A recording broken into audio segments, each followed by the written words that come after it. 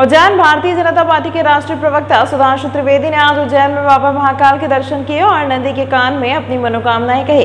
इस दौरान उनके साथ स्थानीय बीजेपी नेता भी मौजूद थे। त्रिवेदी ने इस अवसर पर कई मुद्दों पर अपनी बात रखी। महाकाल की नगरी उज्जैन से सुधांशु त्रिवेदी के भारत के अमृतकाल का जिक्र करते हुए कहा कि यह देश के लिए एक नया स्वर्णिम इतिहास रचने का अवसर है। उन्होंने कामना की कि सभी भारतीयों के मन में अनेकता में एकता का भाव जागृत हो ताकि देश निरंतर प्रगति के पथ पर आगे बढ़ सके। सुधांशु त्रिवेदी ने 1975 के आपातकाल को भारतीय लोकतांत्रिक इतिहास का एक बहुत दुखद दुर्दांत और काला अध्याय बताया है। उन्होंने जोर देकर कहा कि इसे याद करना इसीलिए आवश्यक है क्योंकि यह केवल एक संवैधानिक उल्लंघन नहीं था बल्कि भारत की मूल सोच पर आघात था। उन्होंने कहा कि विपक्ष को अमेरिकी राष्ट्रपति डोनाल्ड ट्रंप के भारत संबंधी बयानों पर अपनी स्थिति स्पष्ट करनी चाहिए। सुधांशु त्रिवेदी ने कहा कि अब भारत में एक नया कालखंड उदय हो रहा है। उन्होंने पूर्व प्रधानमंत्री अटल बिहारी वाजपेयी की प्रसिद्ध कविता मैं गीत नया गाता हूँ का जिक्र करते हुए कहा कि आज भारत का जन जन मोदी के नेतृत्व में इस नए स्वरूप की और पूरे आत्मविश्वास के साथ आगे बढ़ने को तैयार है।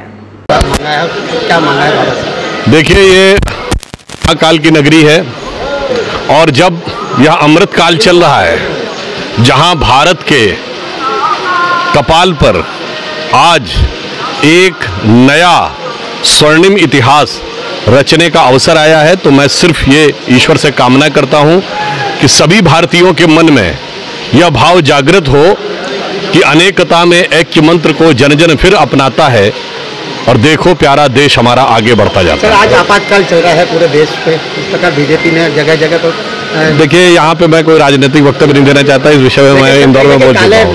ड्रेस पहनकर आए हैं निश्चित रूप से आपातकाल भारत के लोकतांत्रिक इतिहास का एक बहुत दुखद दुर्दांत और काला अध्याय था और उसे स्मरण करना आवश्यक है। और इसलिए भी आवश्यक है कि वो सिर्फ एक संवैधानिक व्यवस्था नहीं थी, भारत की मूल सोच के ऊपर आघात था। क्योंकि इस राष्ट्र को जिसको सबने अपनी मां माना है, भगवान राम, भगवान कृष्ण, भगवान बुद्ध, भगवान महावीर ने भी इसको पुण्य भूमि माना है, मां माना है, उसको एक नेता के बराबर तौल दिया गया था। तो ये भारत की सोच के ऊपर भी आघात। सर, एक डोनाल्ड ट्रंप को क्या जवाब देना चाहेंगे सब, क्योंकि लगातार वो देश की बदनामी करते आ रहे हैं? मुझे लगता है कि हमारे जो विपक्षी लोग हैं उनको पहले इस विषय पे विचार कर लेना चाहिए कि उनको अमेरिकी राष्ट्रपति डोनाल्ड ट्रंप जी के पूरे बयान पे भरोसा है या नहीं, क्योंकि वो हमेशा न्यूक्लियर की भी बात करते आ रहे हैं कि न्यूक्लियर कॉन्फ्लिक्ट और वो उन्होंने रिजॉल्व करवा दिया। अब भारत सरकार तो कहती है न्यूक्लियर कॉन्फ्लिक्ट नहीं होने जा रहा था, न्यूक्लियर डिजास्टर नहीं होने जा रहा था, तब वो कहते नहीं मुझे भारत सरकार पे भरोसा है। तो मुझे लगता है ऐसा नहीं हो सकता कि उनके एक बयान के एक हिस्से में भरोसा और दूसरे हिस्से में भारत का, तो पहले तय कर लें, उसके उपरांत बयान बदल देते हैं, कहीं ना कहीं नोबेल पुरस्कार लेने की चाहत। नहीं, ये विषय उनका निजी विषय है। जहां तक भारत का विषय है, भारत बहुत स्पष्ट है कि अपनी आंतरिक सुरक्षा के मामले में भारत दृढ़ता के साथ, सकारात्मकता के साथ आगे बढ़ रहा है और किसी द्विपक्षीय मामले में किसी भी बाहरी देश का हस्तक्षेप स्वीकार नहीं है। भारत की गणना के अनुसार अब नए काल का प्रादुर्भाव हो गया है। जो प्रधानमंत्री मोदी जी ने कहा था यही समय है, सही समय है, तो मुझे लगता है कि अब एक नया कालखंड भारत का उदय हो रहा है।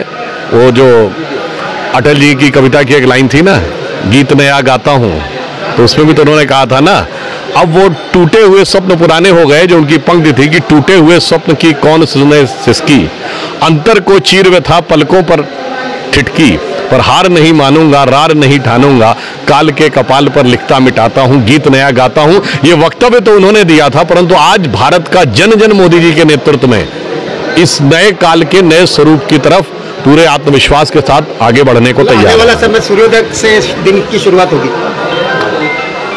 अगर हम यहाँ उज्जैन में महाकाल की नगरी में खड़े तो मैं यह भी याद दिलाना चाहता हूँ, यह वह भूमि है जहां से की गई खगोलीय गणनाएं इतनी सटीक होती थी कि आज नासा के प्लैनेटोरियम सॉफ्टवेयर में डालने पर भी एग्जैक्ट सूर्य ग्रहण और चंद्र ग्रहण की वही डेट और टाइम आती है। Forget about the day, minutes और आवर्स भी सेम होते हैं। मगर अफसोस की बात यह है कि हमें उन लोगों के द्वारा ये समझा दिया गया कि हम वैज्ञानिक थे, जहां आज भी लिखा हुआ है कि धरती स्थिर है या धरती चपटी है या सूर्य धरती के चारों ओर घूमता है। इसलिए कहा गया है कि अमृत काल में उस विष से मुक्त होइए और तब देखिए कि काल का नया दिव्य स्वरूप आपकी प्रतीक्षा कर रहा है।